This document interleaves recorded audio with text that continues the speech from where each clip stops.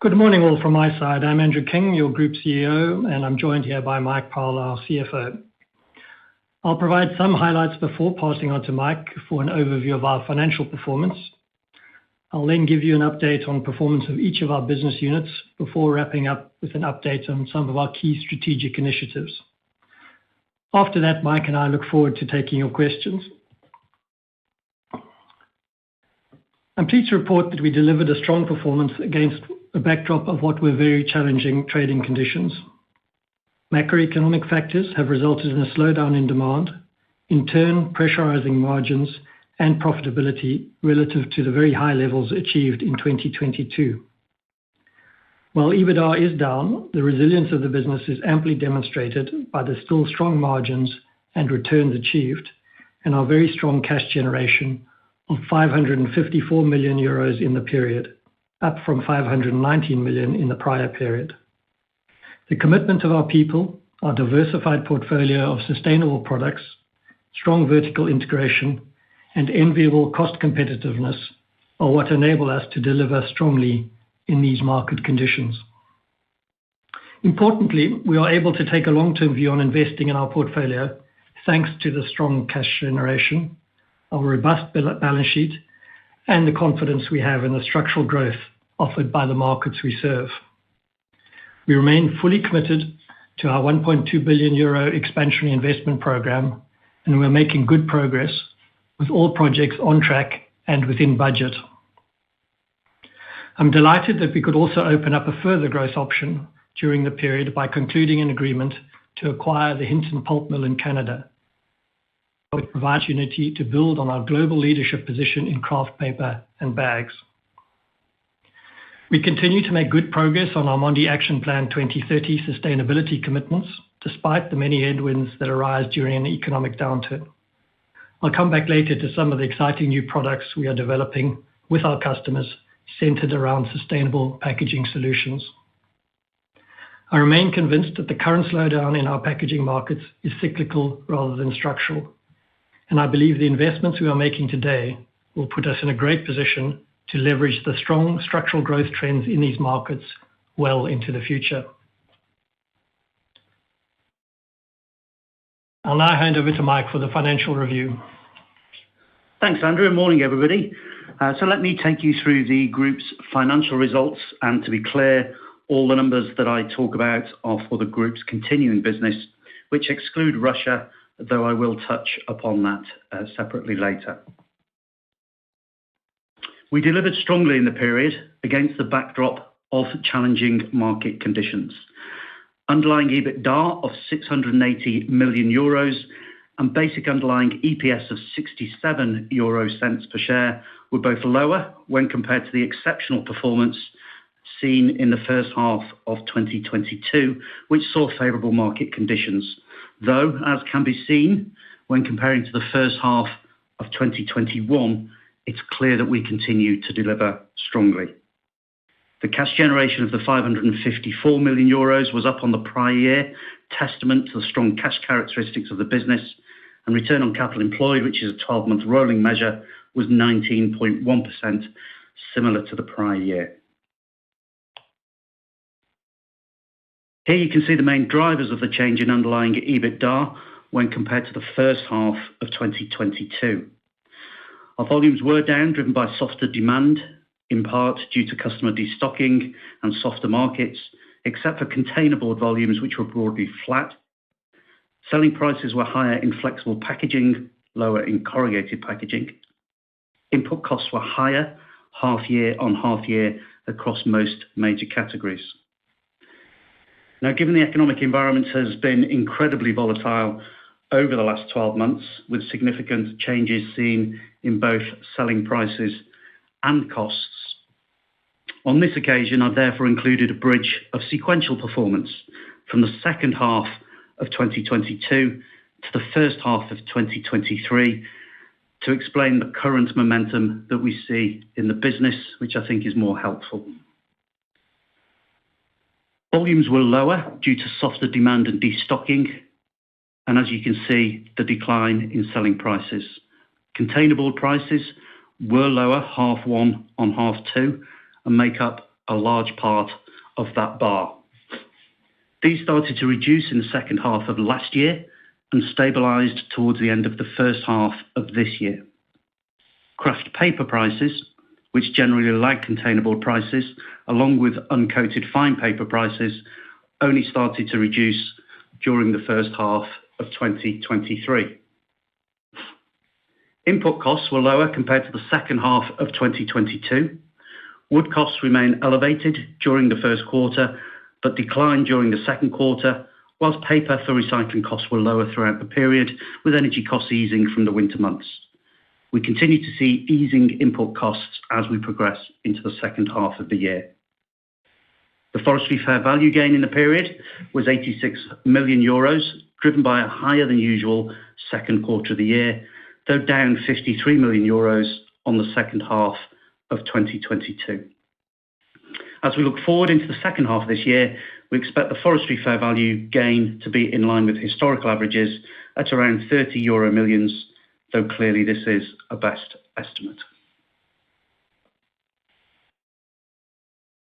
The strong through-cycle cash characteristics continue to be a key quality of the Mondi business. Mondi has generated strong cash flows, as shown by the delivery of more than €500 million in cash generated from its operations during the period in challenging market conditions. On the left of this chart, you see our opening net debt position of approximately €1 billion, followed by the cash generated from the EBITDA contribution that I've just taken you through. We continue to invest in the business through cycle.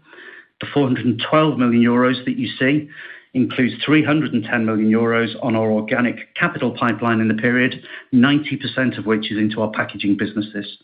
And for the full year, we expect total CapEx as previously guided in the range of €800 to €850 million as we continue to progress on our approved expansionary investments, which I'll elaborate on in a minute. The 412 also includes the acquisition of the Duino mill, which was completed in January 23, and working capital was a small cash outflow, which got better as the half progressed and was significantly better than the prior year.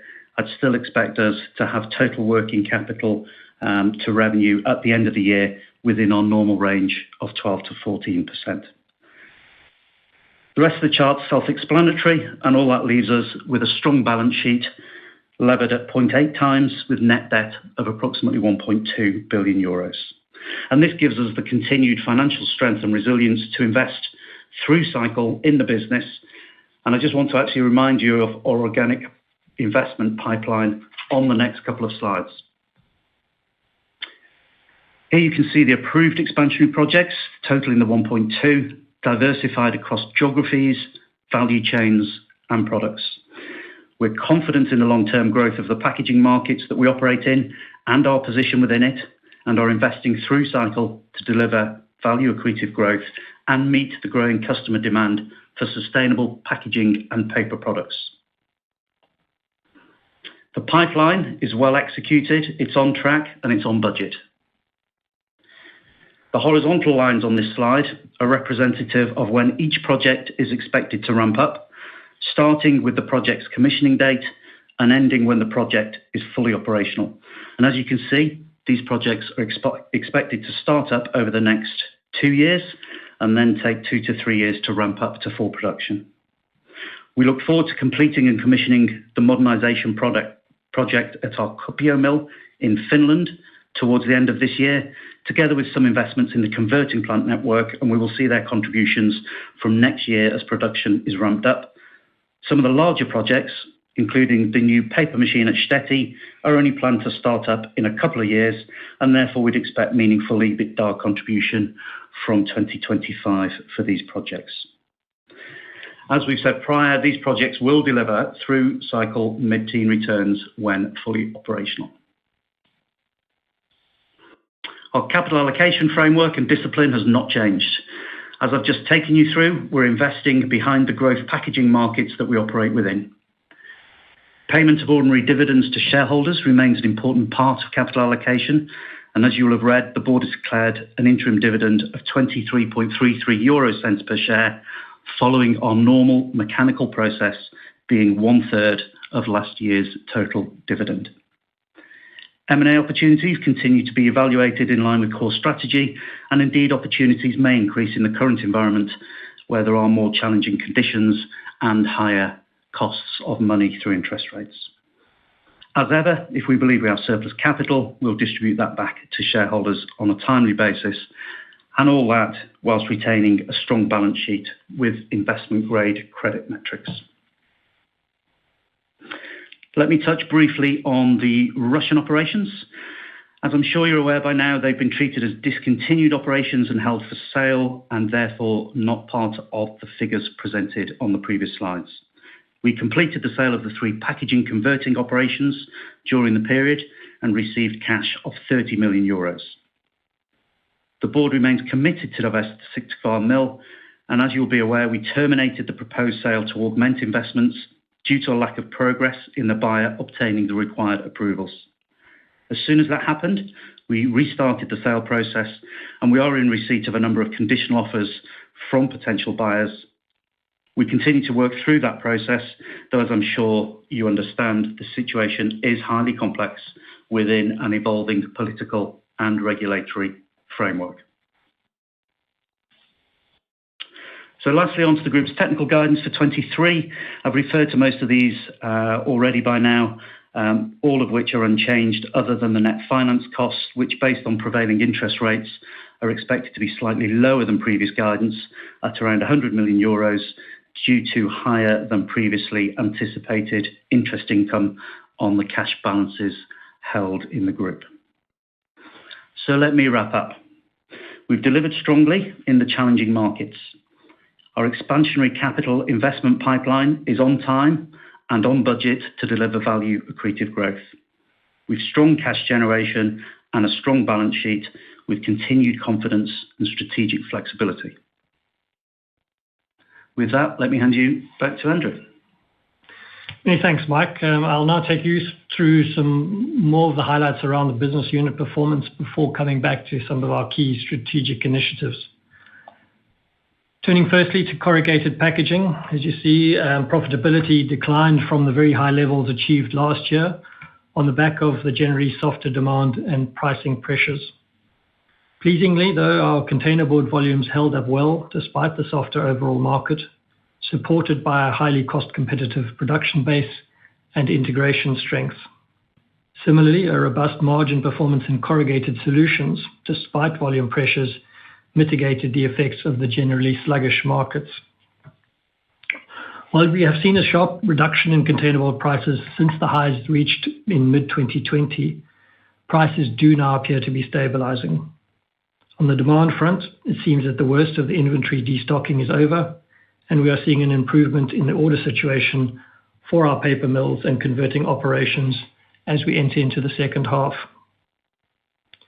Similarly, on the supply side, at current levels, we would estimate that around 1/3 of European recycled containerboard capacity is cash loss making, clearly an unsustainable position. We have seen this play out in announced capacity closures, both temporary and permanent, and delays or cancellations of new projects. I do expect this to continue without a meaningful change in the margin dynamics for the industry. In this context, our focus on investing in high-quality, low-cost paper production with strong forward integration positions us extremely well to deliver through all market conditions. Our pipeline of new projects will enhance the leadership positions we enjoy and reinforce our cost competitiveness, while also selectively expanding our geographic reach. Flexible packaging, turning to that, you can see it delivered a resilient performance. While we are seeing the effects of the economic slowdown on demand for our products, and pricing in the key paper grades has come off from the highs seen at the end of 2022, again, our broad product offering, very strong integration, and global reach have supported the strong delivery. Prices in key kraft paper grades increased significantly through the course of 2022, as you'll remember, and held up well through the first quarter of 23, despite the slowdown in demand. Through Q2 and into Q3, we have, however, seen prices come off.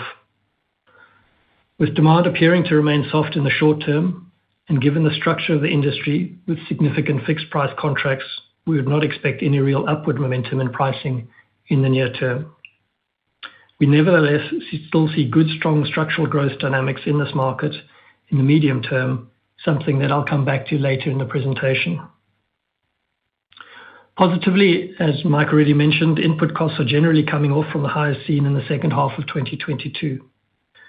Most notably, Central European wood prices, which were significantly impacted through the European energy crisis, came off through Q2, and we would expect this to continue into the second half. Consumer flexibles and functional paper and films delivered a particularly resilient performance as higher selling prices and mixed benefits offset higher input costs and some softness in demand. Again, in flexible packaging, we continue to invest to leverage our unique platform and the strong structural growth drivers we see in our markets.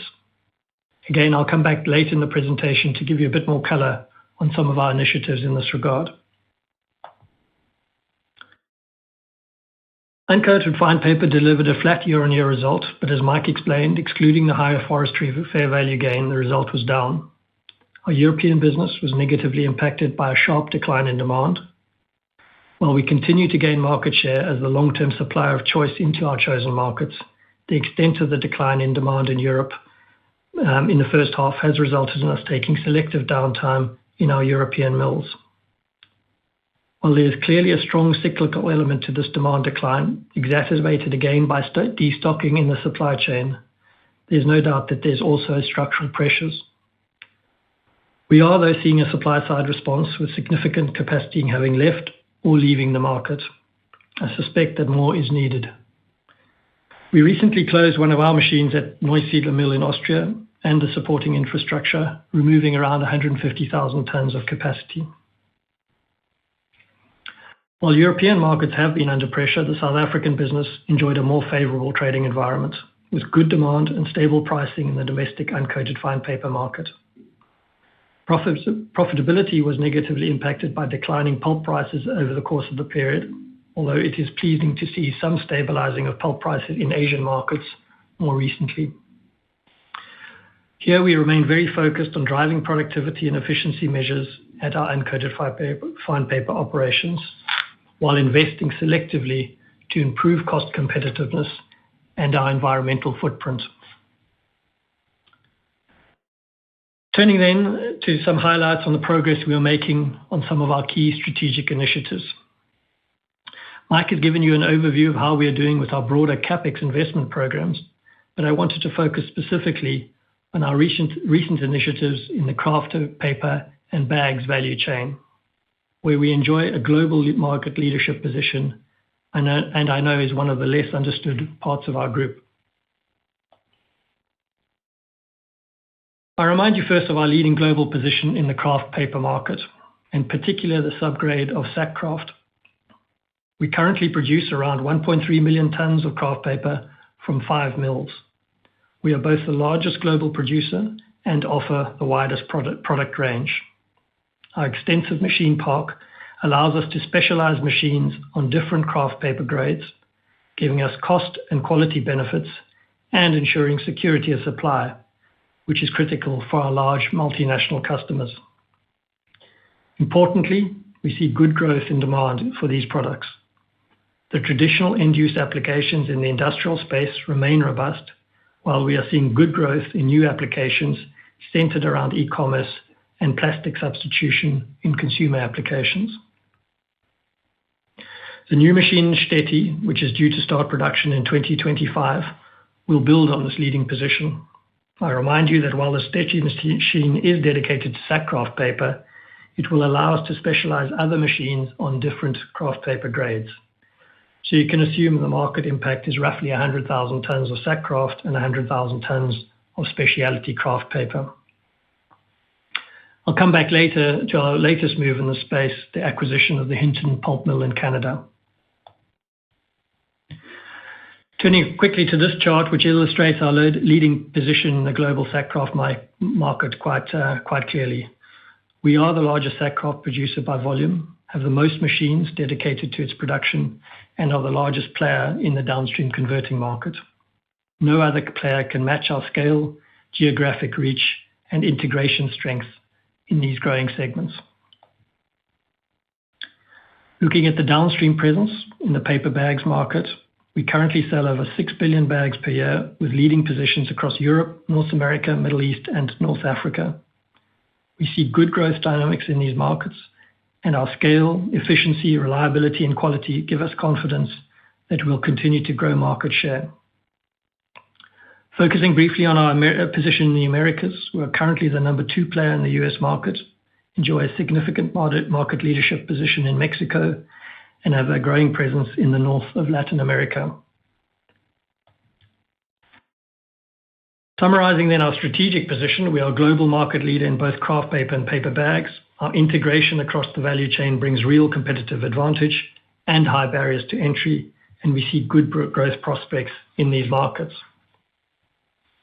As already mentioned, the recently announced acquisition of the 250,000 ton per year Hinton pulp mill in Alberta, Canada, builds on this platform.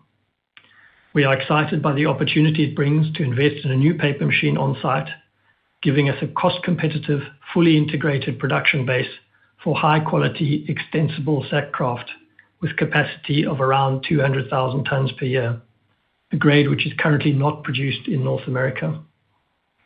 The cost competitiveness comes from a combination of highly cost-competitive wood resources, supplied mainly through a long-term supply agreement with West Fraser, and good logistics into the main end markets we intend to serve in North America, with the majority of the volumes intended for our bag converting network in the Americas. Access to these high-quality sack kraft grades will ensure we are extremely well positioned to continue building on our leading market positions in the large and growing Americas market. Turning then to our sustainability commitments. I'm pleased to say we're making good progress on our Mondi Action Plan 2030. As you know, this encapsulates the group's sustainability commitments and guides the actions we are taking for the next decade. Circular-driven solutions created by empowered people taking action on climate. On circular solutions, while we recognize the short-term headwinds created by the global macroeconomic challenges, the cost of living crisis, energy security concerns, and the like, we continue to make good progress in developing solutions for our customers that are fully recyclable, compostable, or reusable. By way of some examples, we launched a paper ban to hold individual products such as bananas, and we continue to gain recognition for our sustainable solutions in retail applications, such as our hug and hold solution to replace plastic shrink wrap in, for example, the wrapping of soft drink bottles. Recent investments in Poland are also expanding our capacity in mailer bags and an alternative to plastic wrap in e-commerce applications. In the period, we also completed our most recent group-wide employee survey. We got a lot of positive feedback and also areas for improvement to ensure we meet our ambition of being an employer of choice. Important now is we take this feedback and implement the necessary actions, a task our teams throughout the group are embracing. We continue to work hard to build on our leading safety performance, striving to ensure our people return home safely every day. Finally, we continue to work in taking action on climate. Greenhouse gas emission reductions is clearly the key focus, with ongoing investments in our facilities to reduce our Scope 1 and 2 emissions, and increasing focus on Scope 3 emissions, requiring strong collaboration across the supply chain. To summarize again then, we delivered a strong performance in the period in what were and remain challenging market conditions. This is testament to the inherent strength we enjoy as a business and the fantastic commitment of our people. Our focus on operational excellence, customer service and quality, our highly cost-competitive asset base, and strength in integration bring real advantage. This gives us the confidence to continue investing in the business in support of the structural growth we see in the markets we serve, ensuring we are well-placed to continue delivering value-accretive growth sustainably. With that, I thank you very much for your interest and welcome any